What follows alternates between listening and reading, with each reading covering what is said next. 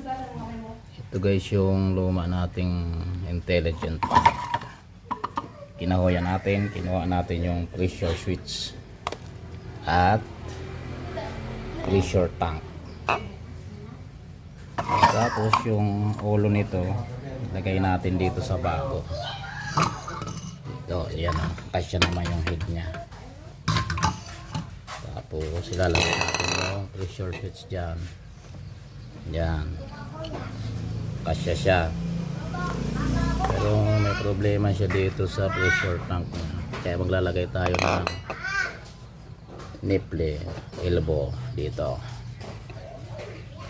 Tapos yung pressure switch natin i-connect natin yan dito sa sa common.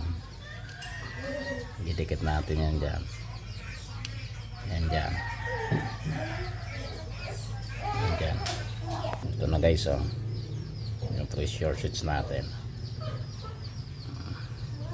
Guys, wala tayong nakitang elbow. Ito na lang natin. Tapos nipple.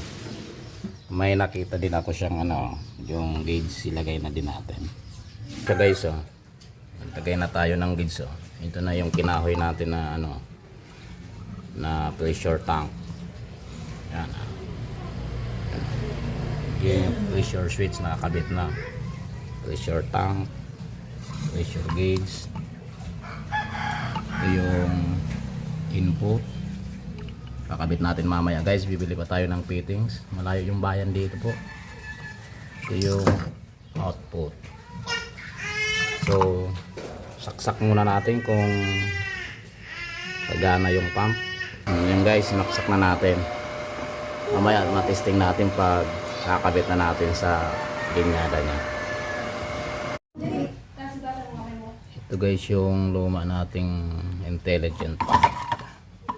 Kinuha natin yung pressure switch at pressure tank.